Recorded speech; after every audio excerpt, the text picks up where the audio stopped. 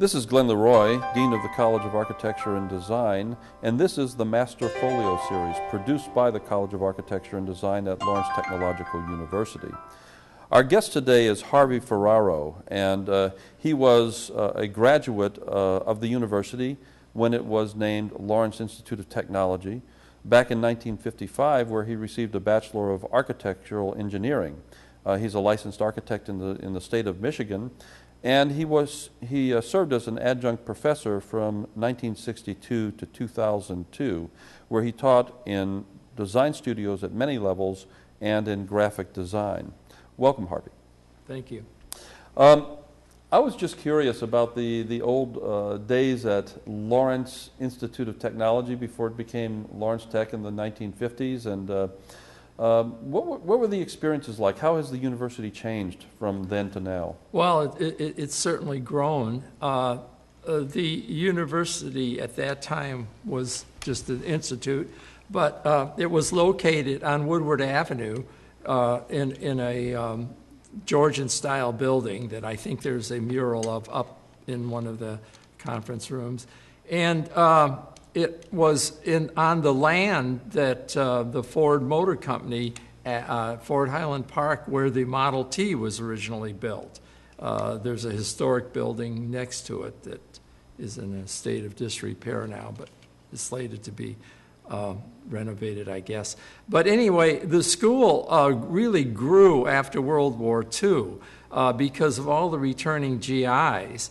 And when I went to school, there were probably about 600 day school students, and there were over 1,000 night school students in all of the engineering courses. So it was heavily weighed as a night school institution, and basically there were a lot of, as I said, a lot of returning veterans. Day school, I think we had about 2 or 3 in the School of Architecture in the classes. Were you a day school or a night school student? I was a day school student. A day school student. And did you participate in the GI Bill aspects of that? No, I was not. I'm not that old. So you were primarily what we call today a traditional student? I was a traditional student, yes. So what was the difference in the curriculum in those days compared to, well, you taught here until the year 2002, so you understand the contemporary architectural curriculum, and back then it was architectural engineering. What were the differences? Well, we did have, I don't know if they still have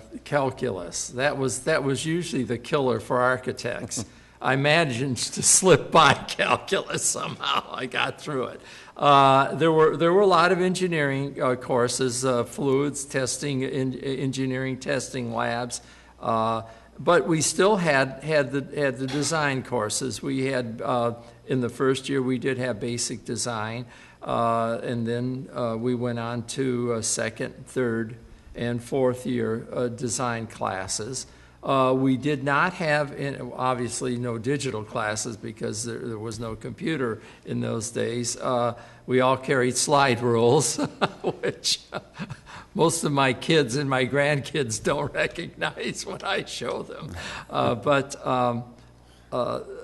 The design classes obviously were small. Each design class that I attended had about 7 to 9 students in it. There was only one section, and most of the teachers in design were practicing architects. There were, I think, all adjunct faculty in the design classes. Dr. Pellerin taught who was the dean, taught the fourth year, and he also taught the history classes.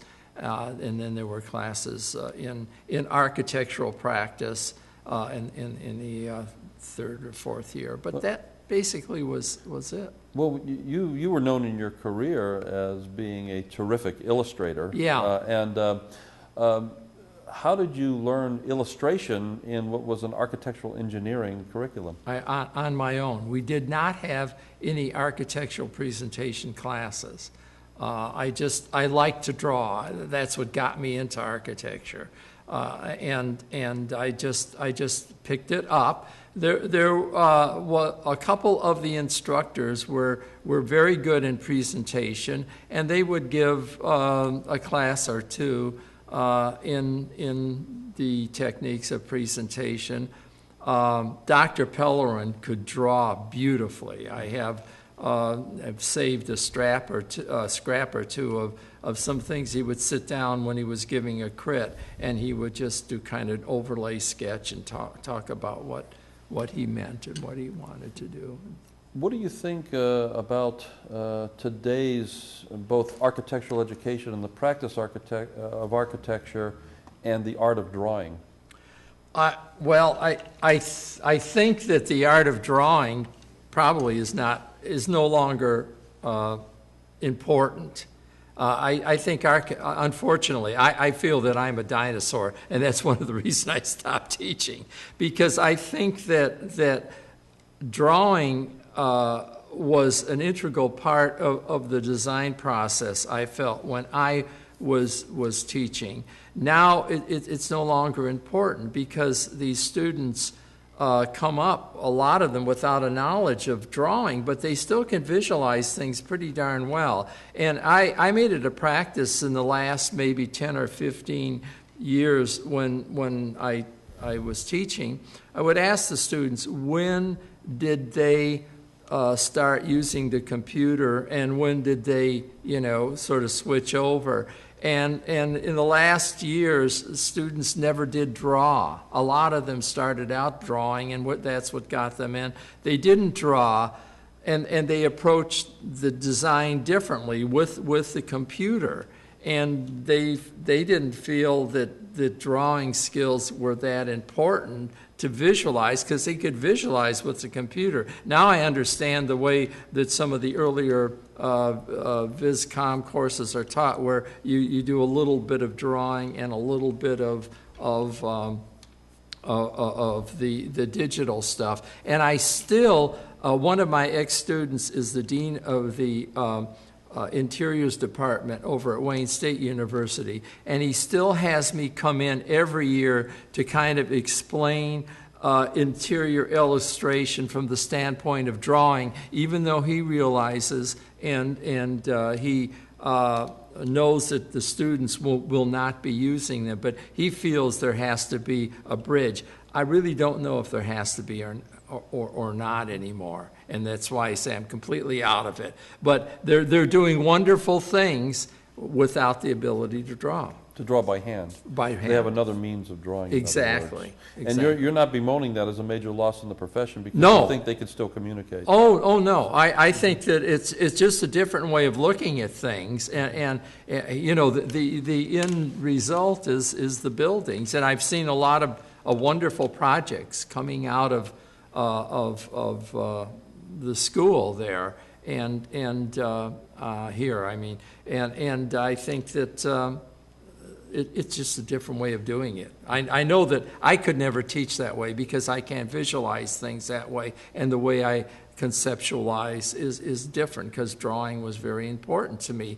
But they're doing some pretty darn good things. Let's go back a little bit. Okay. It's been great to reminisce about your time at LIT and the use of graphics in the profession today and in teaching. But let's go back to you personally. Right. And when did you first have an interest in becoming an architect?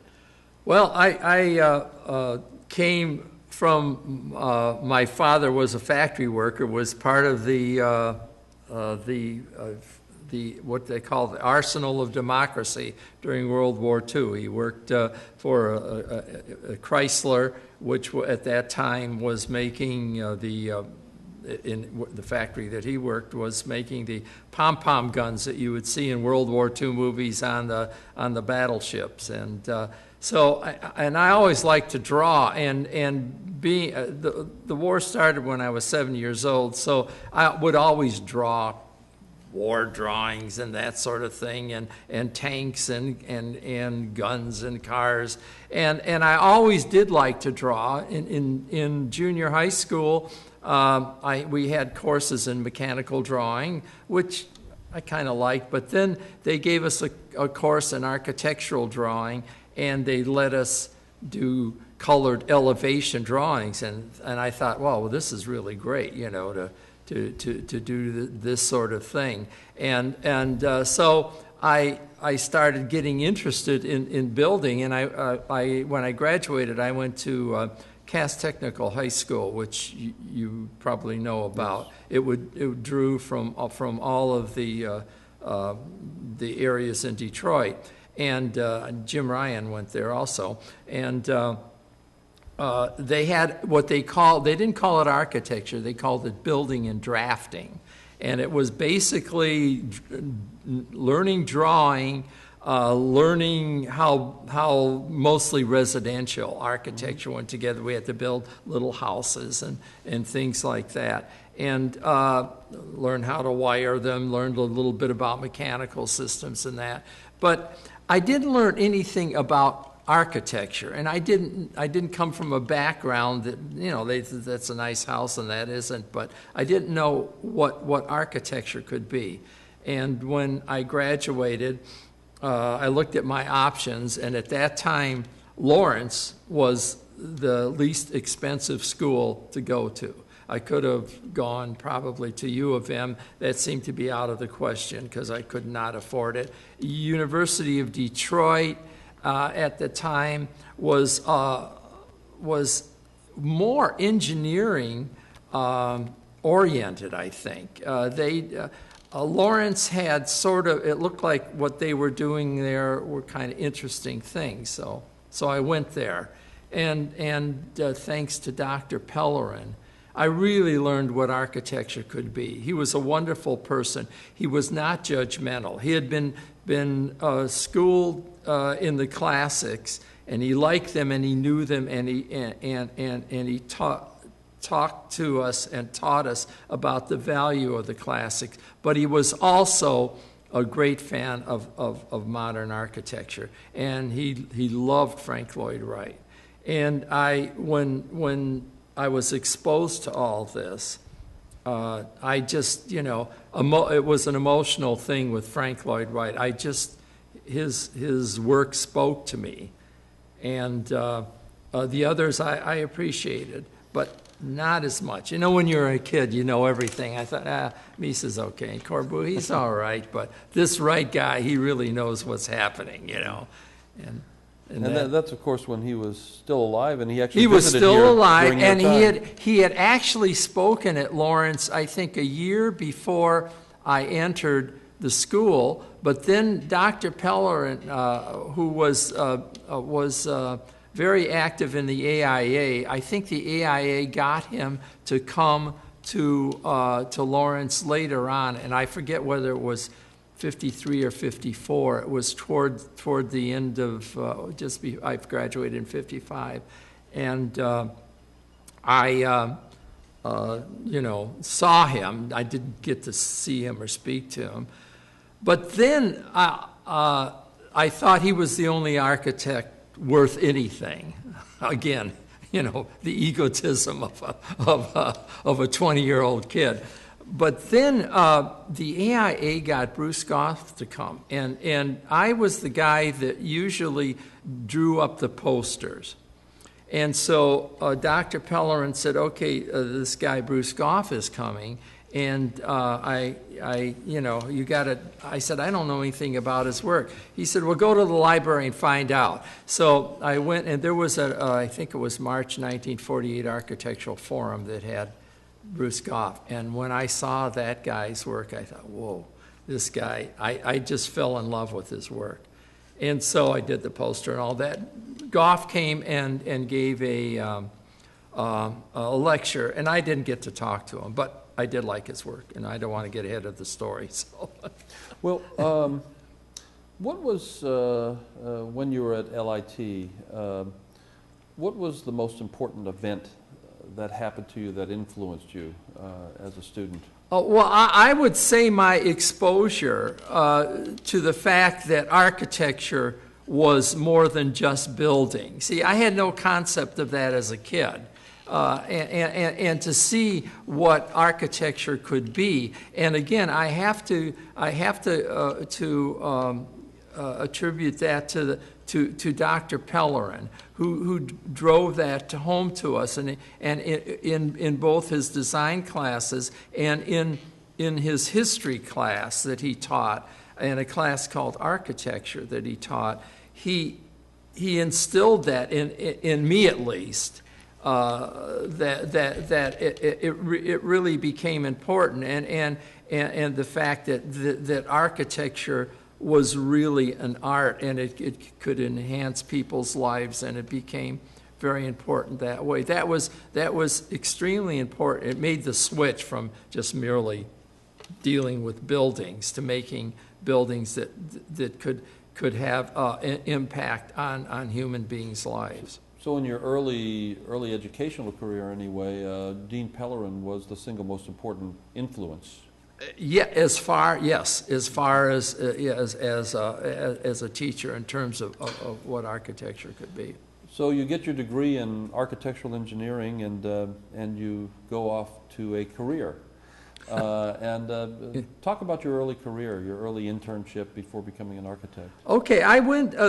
One of the first jobs I had was there was a student that graduated a couple years before me who knew me, and he put me on to an architect named Paul Moffett, who had worked for Eldon Dow.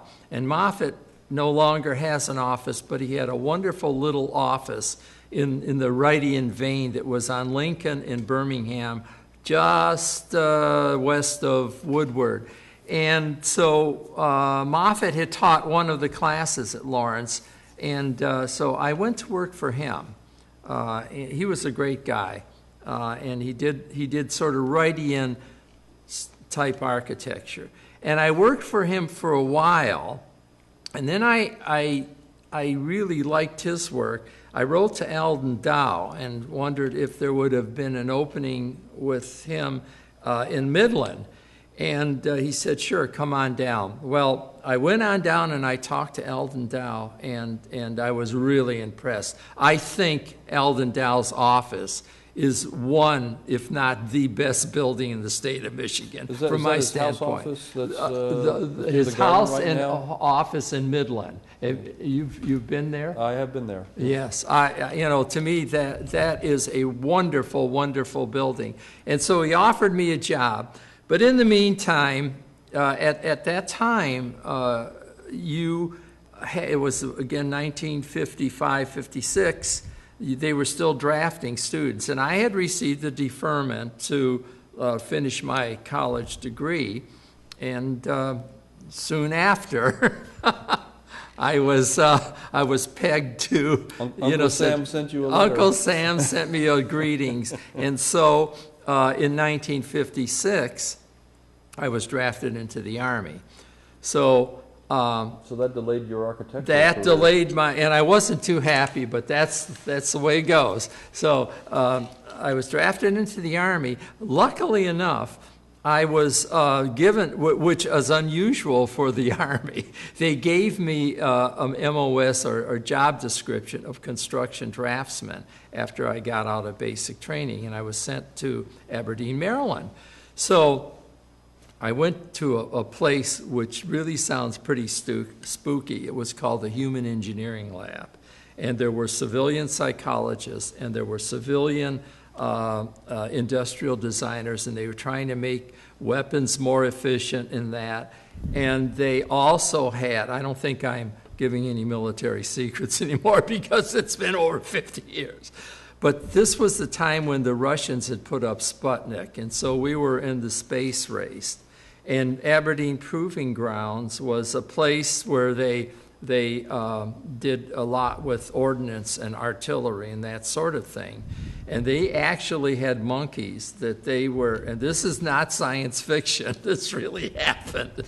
They had monkeys that they would strap next to the huge artilleries that they used to shoot across Chesapeake Bay, and then they would bring these monkeys. How you psychoanalyze a monkey, I don't know. But some of these psychologists were weird enough that I knew that they could probably do it if anybody did. But at any rate, they told me in this lab, well, we don't need a construction draftsman. They said, do you know how to use an airbrush? And I said, sure, because I had used an airbrush in my presentation sometimes in school. And the reason I did it, architectural delineators at that time didn't use airbrushes.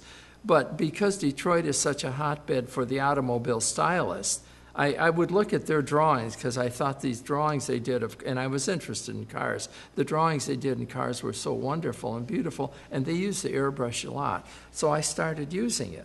And they said, well, do you know how to use one? And I said, yeah. And he said, well, we had a civilian illustrator, then quit. Why don't you come in here and work in the office until we find a civilian illustrator? And I said, sure. I had no choice. I was in the Army.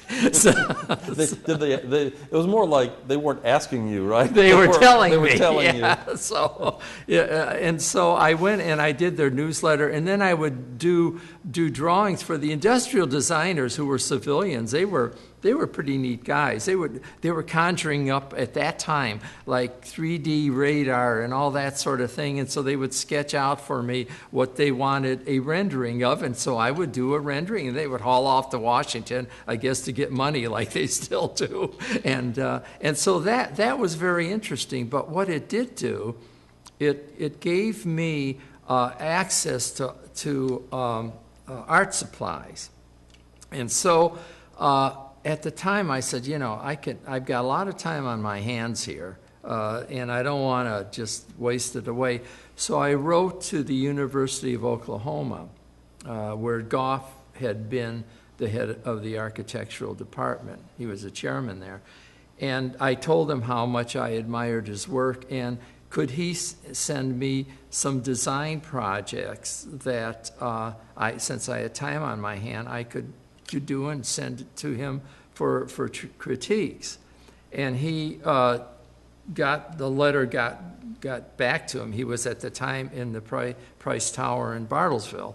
And he said he's no longer there, but he said what I would like you to do is do projects for your colleagues there. And he said, send them to me.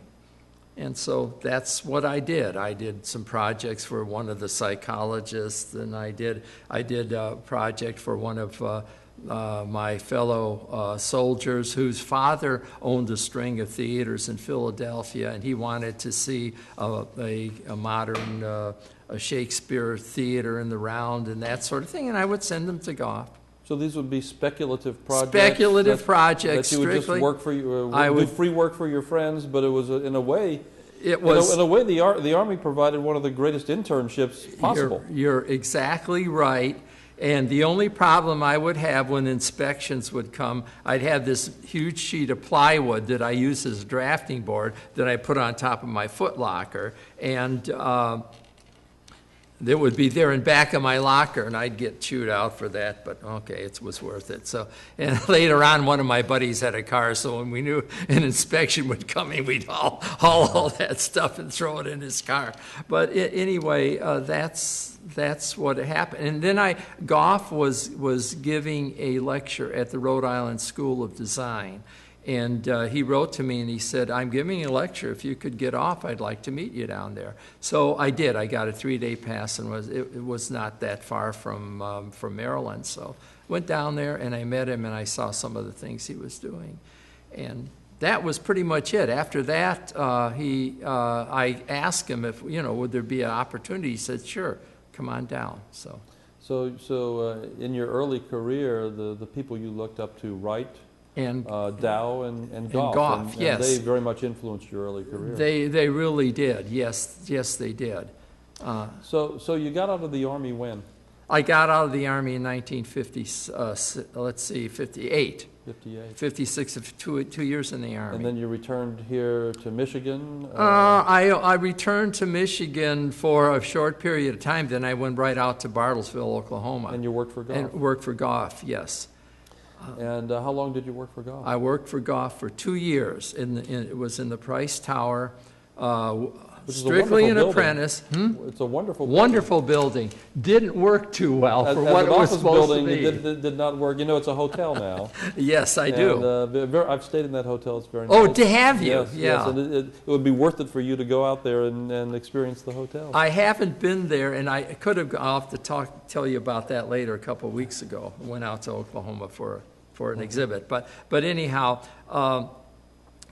yes, it was good. We were apprentices. We didn't get any pay at all. He took care of our room and board, and Robert Bowlby is a wonderful, marvelous architect and great draftsman, great detailer. Bob and I shared a room in the Price Tower, and we slept under our drafting boards. Our beds were used as reference tables, and we did that for 2 years. And of course, now everything that you're talking about would be considered to be completely unethical for an architect to hire you that way. But it was in those it was what was common practice. It was common practice, and not only was that common practice, but it was unethical for architects to advertise, as it was for lawyers. And that sort of thing in those days. It was the idea of profession has changed mightily through the years that I have been practicing, and that's why I don't think I have a lot of work. I could never wrap myself around advertising and that sort of thing, you know. Right. But anyhow, it was a wonderful experience. Because Goff would just throw you into the pile, you know. Okay, this is what we're going to do. And he would give me some little sketches that he did, and I would work up the presentation drawings, and then if the job would go ahead, I would do the working drawings. And what were some of the projects that you worked for? I worked on, at the time, they were just finishing up the First Price Studio, which has since burned down. And I did some work on that, but not a heck of a lot. I did work on presentation drawings for the Lutheran Church that they did there in Bartlesville, the Freeman House, and I did the working. I did 2 renderings because he went through 3 schemes, and I did the working drawings on the 3rd scheme, and I did a lot of the field supervision. It was built in Joplin, Missouri, oh gosh, what other ones? I don't know. I did some that weren't built. I did Kennedy House and some other things. So you finished your internship with Goff, right. And when did you become a licensed architect? Well, I came back. I finished in 1960. I came back to Detroit, and I had to work 2 more years. So 1962, when I started teaching, right. is when I got registered. Well, let's switch over to teaching here at Lawrence Tech, and you became an adjunct professor here. Yeah. And you taught primarily in design and graphics, and you were actually well known as a graphics instructor here. I mean, you're legendary as a graphics instructor. Well, I think I taught a course that was it was a rendering course that they taught back, you know. And it was an elective that I did, and I didn't stress because.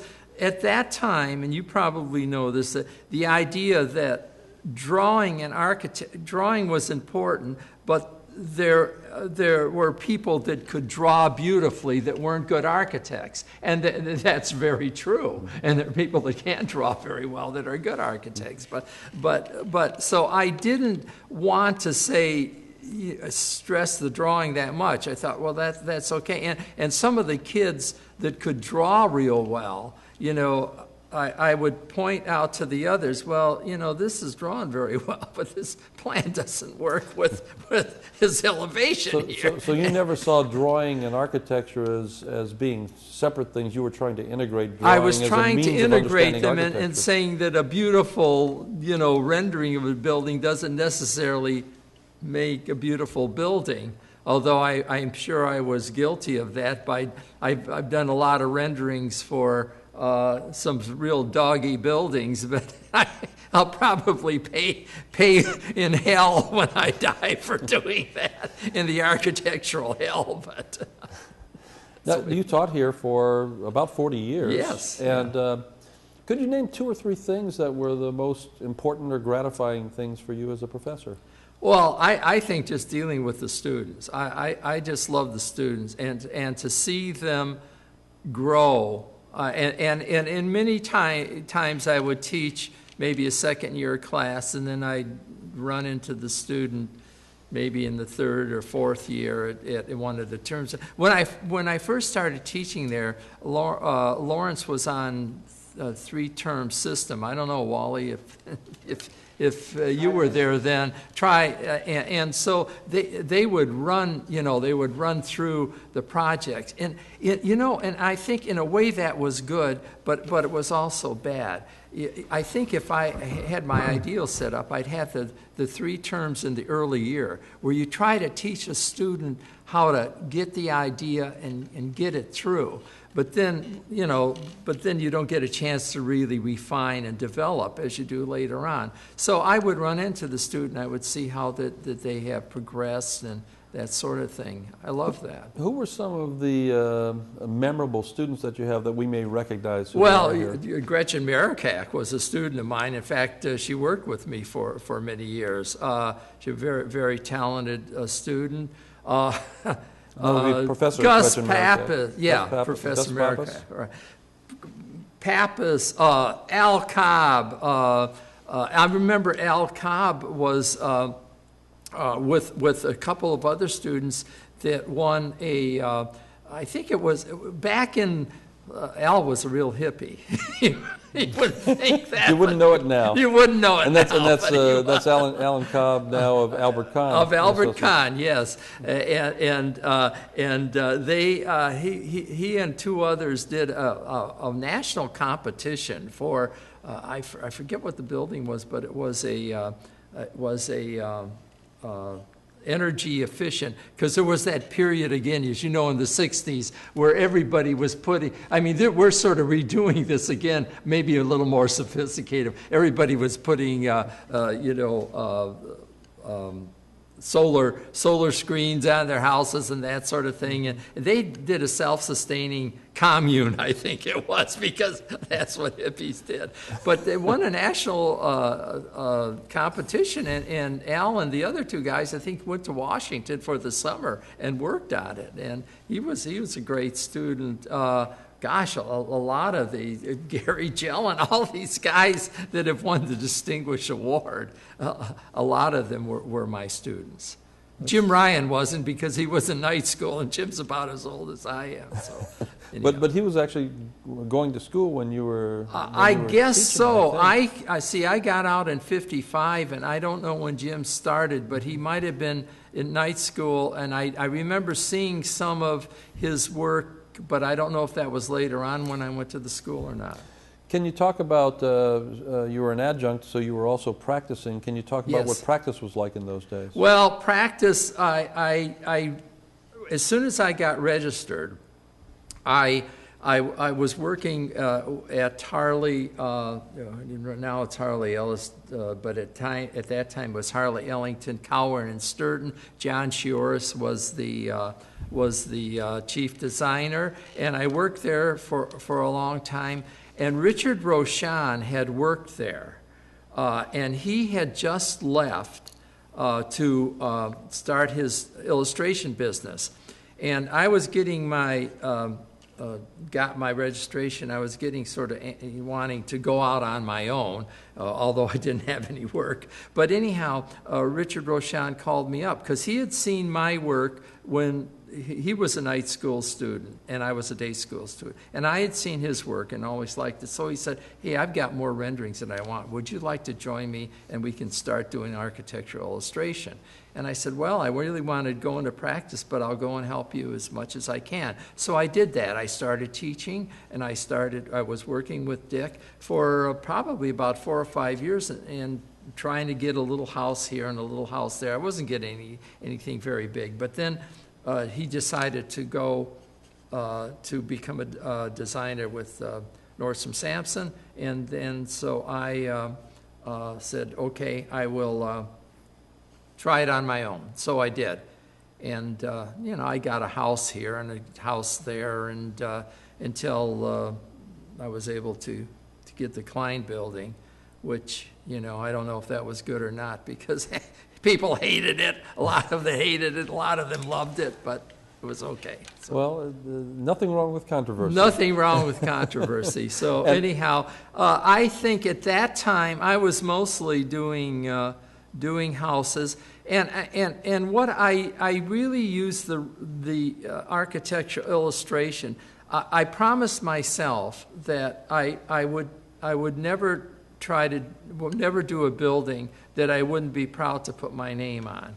And so consequently, I realized, and this is something that I try to instill in the students, that yes, as architects, we are maybe the servant of the client, but not to the point where the client comes in and tells you, this is what I want, do it. I said, because then you're not really being a professional. It's like if you go to the doctor and say, hey, doc, I got this pain and I know it's this and I want you to operate on me. I said, you don't do that. You tell him the symptoms and he tells you what's wrong with you, and then you do it. So I used, because times were thick and they were thin, and so I used architectural illustration, which I was able to do because I had worked with Dick. Plus, also, before I had worked with Dick, I used to skip from one architectural firm to another. Not, I would leave on good terms. And I started doing a little bit of rendering on the side. So then I sort of juggled it. Mm-hmm. I was able to get the kind of jobs that I felt that I could do. Some were built, some weren't.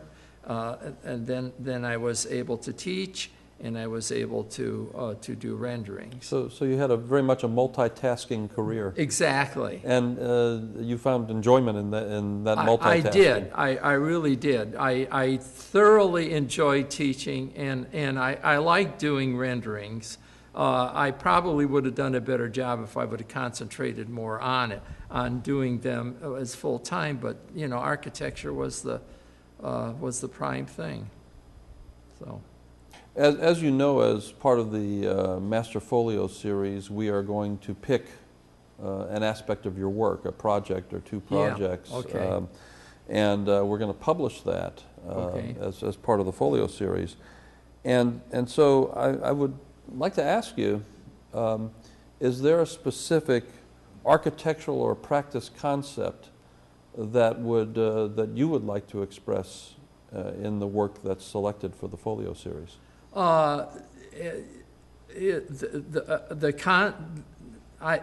think overall it's just my basic approach, and I think I learned that mostly from Goff. When you see all of his strange-looking buildings, you think that he just went off and did things, but he didn't. He really did listen to the clients, and he solved their problems in a way that they would have never figured mm-hmm.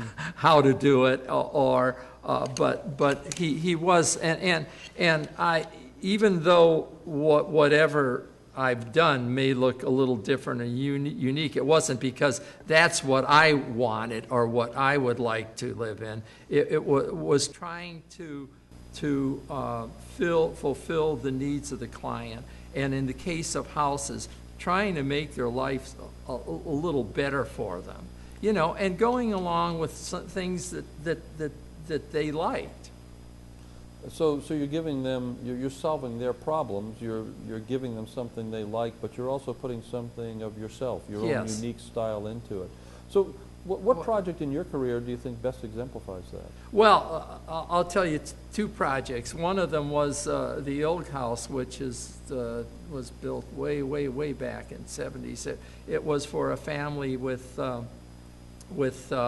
4 children, one of them who was severely handicapped, and they liked I think the driving force was Paul Ilg's wife. She liked Tudor architecture, and I told her, I said, I won't give you a Tudor house, first of all, because I can't do Tudor, and I said, but I will do some aspects of it, and tell me if you like it. So I used some diamond windows, and I had sort of rough brick, and didn't use half timber, but some stained glass in some areas, and she loved it, and had the house, and was built out, and I think it's been added on to. I don't go and look at some of these things anymore. But that is one thing, and the Klein building, I think, is probably the building that I feel that I was able to do what I really wanted to do. And in that case, it was a tough building, because the owner said, I just want something. He was a man that they supplied plastic goods to Kmart and places like that. I'll keep my hand down.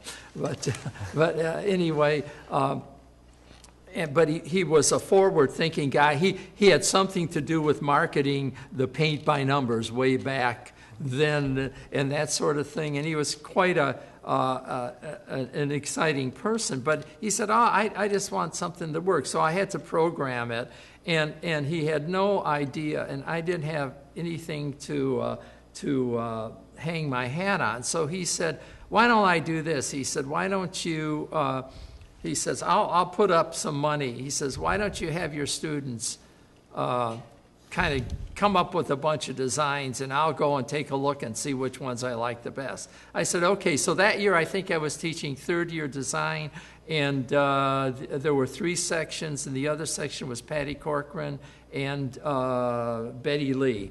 And so I got together with them. I said, why don't we do that? Is it okay? And they said, let's do it.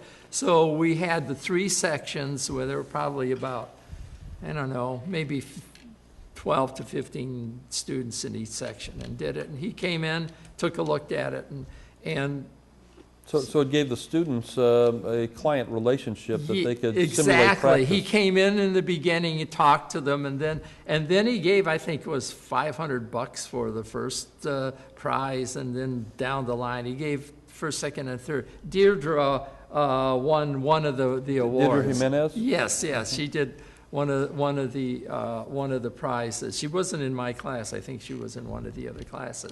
But anyhow, I got an idea from what he liked and didn't like. None of the projects at all resembled, what I finally ended up with. But I got an idea about the kind of spaces he would like and that sort of thing. Did teaching make you a better practitioner? Oh gosh, yes. Oh yeah, I think so. So how? Yeah.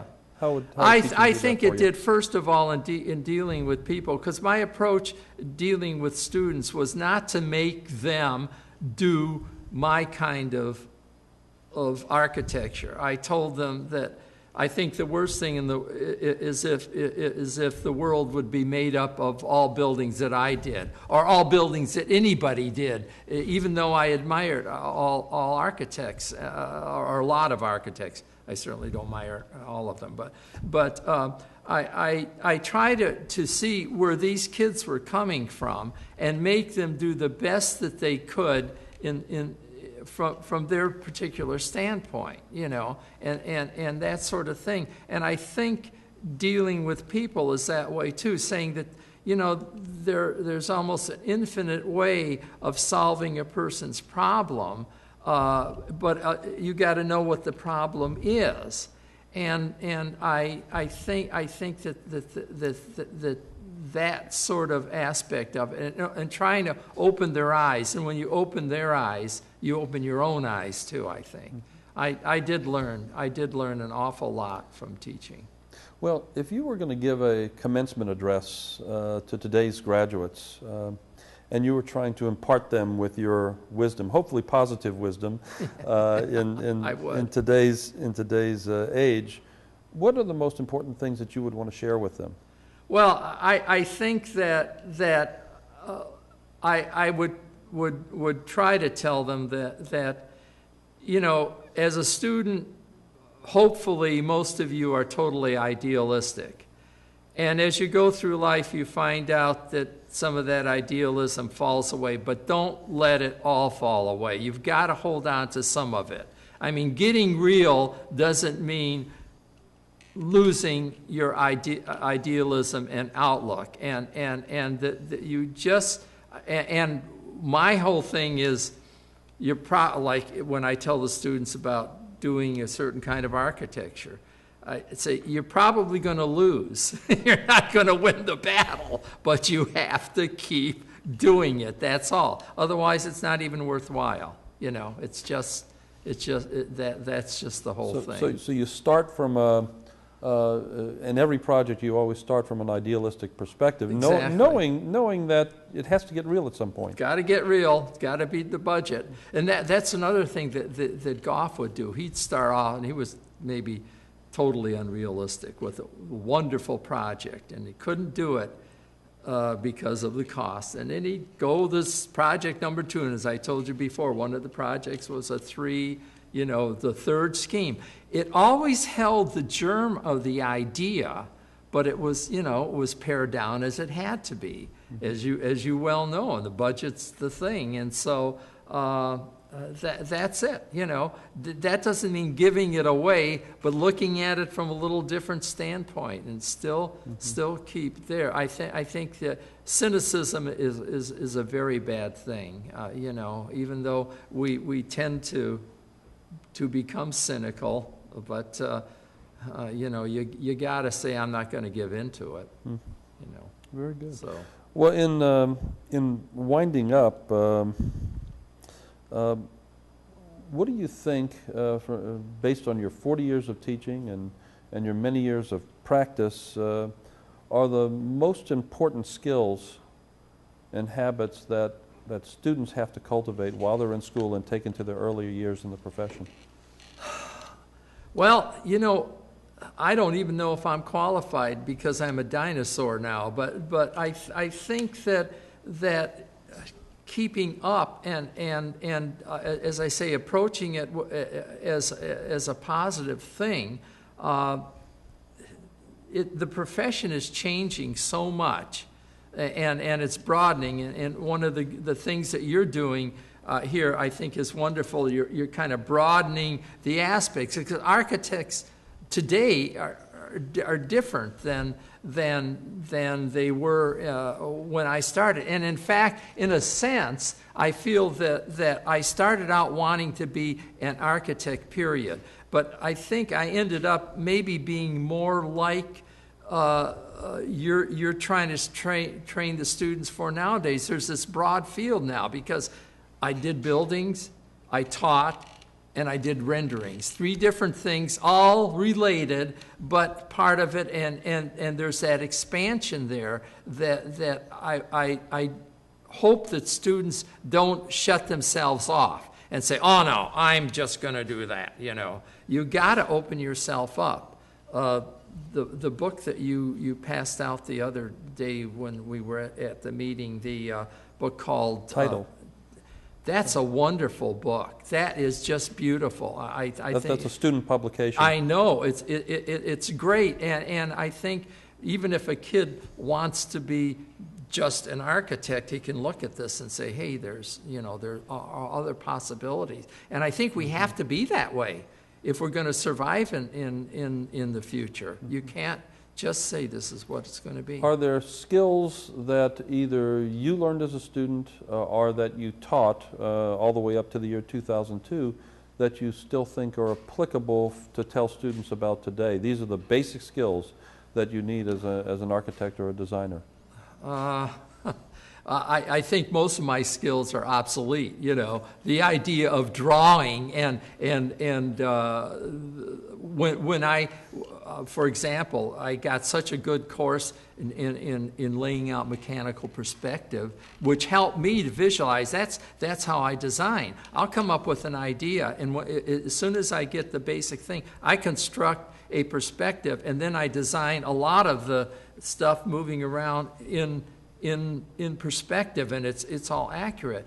I don't know, now they still do that. I think the idea of how you visualize, maybe this is it. Find the way that you visualize. Let's say we're talking about buildings. Find the way that's best for you to visualize this building and work on that and develop it. Now, there are many approaches. So how you do it, I don't know. Mm-hmm. But find, in other words, your advice would be to say, as a student, find your best method of visualizing your ideas. That's right.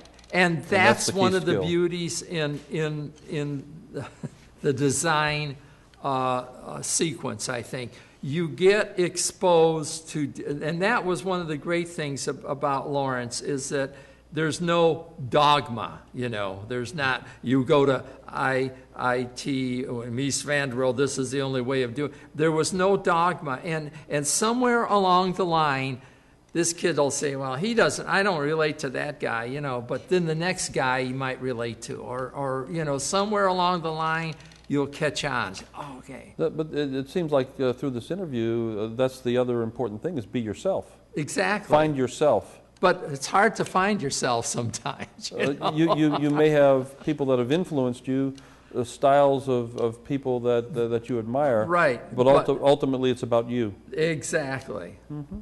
Thanks for telling me. That's why you're the dean. Well, Harvey, it has been wonderful to have this time to chat with you, and I think certainly you're absolutely deserving of being one of our first honorees in the Master Folio Series, and this is something that we hope to continue. But you know, your school appreciates everything that you've done, and is there anything that you would like to conclude this interview with? Any thought? No, I just feel humbled by being asked to be. I think it's you know, maybe it's not only because I'm growing old, because I know a lot of my colleagues are as old as I am that you haven't asked. So I really am humbled, and I really appreciate you for having me come. Well, Harvey Ferrero, distinguished alumnus from Lawrence Tech, long-term adjunct faculty member, licensed architect. We appreciate you here at the school and at the university. So thank you very much. Well, thank you. I really appreciate it.